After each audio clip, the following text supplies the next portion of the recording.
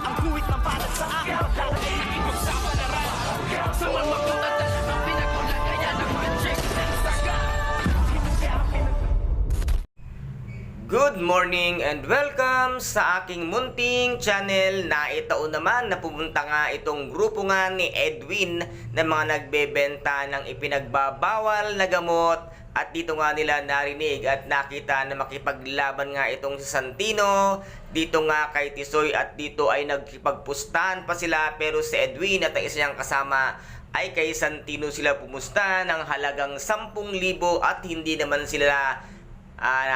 nasawi dahil itong ang si Santino ang siyang tunay na nagtagumpay sa laban ni Tisoy at laban ni Santino at dito nga ay habang naglalaban ay dumating na nga ang mga pulis dahil sa itinuro nga ng isa sa mga kaibigan ni Lawrence kung nasaan siya at sinabi na nila ang katotohanan na itong ang si Lawrence ang siyang tunay na pumatay dito nga kay Coach Gary kung kaya't ngayon ay hinanap nga ni Rigor at ni Mando kasama ng kanilang mga kasamahan kapulisan para nga sila tugisin at dito nga ay tuluyan na ngang nahuli nito ngang si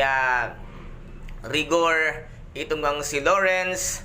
at dito naman ay narinig lahat ni Santino ang katotohanan na siya ang pumatay kay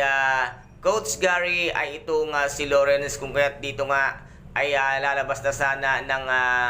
ring itong ngang si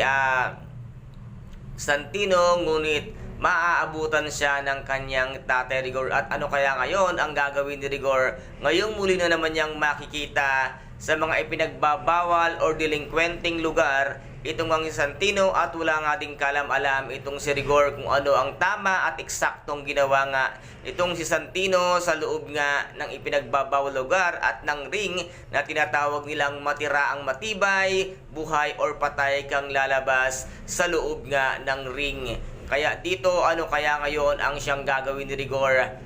Hulihin kayang muli ang kanyang anak na si Santino na siya ay nagkamali na ng una itong hulihin at nasabi nga niyang hindi siya marunong tumingin sa batas at yun lamang kanyang prinsipyo at yabang ang kanyang pinapairal. Kaya guys, ito po ang ating pakaabangan dito nga sa tinaguri ang pambansang teleserye